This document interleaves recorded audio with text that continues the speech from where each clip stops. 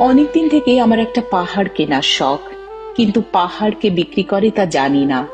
যদি তার দেখা পেতাম, দামের জন্য আটকাতো না। আমার নিজস্ব একটা নদী আছে, সেটা দিয়ে দিতাম পাহাড়টার বদলে। কে না জানে পাহাড়ের চেয়ে নদীর দামই বেশি। পাহাড় স্থানীয় আর নদী বহমান। তবু আমি নদীর বদলে পাহাড়টাই কিনতাম। কারণ কারণ আমি ঠকতে চাই। নদীটা অবশ্য কিনেছিলাম একটা দ্বীপের বদলে।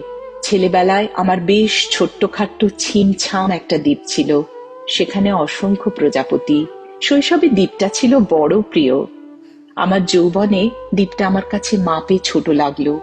প্রবহমান ছিপছিপে তন্বী নদীটি বেশ পছন্দ হলো আমার। বন্ধুরা বলল, ওইটুকু একটা দ্বীপের বিনিময়ে এত বড় একটা নদী পেয়েছিস, খুব জিতেছিস তো মাইরি।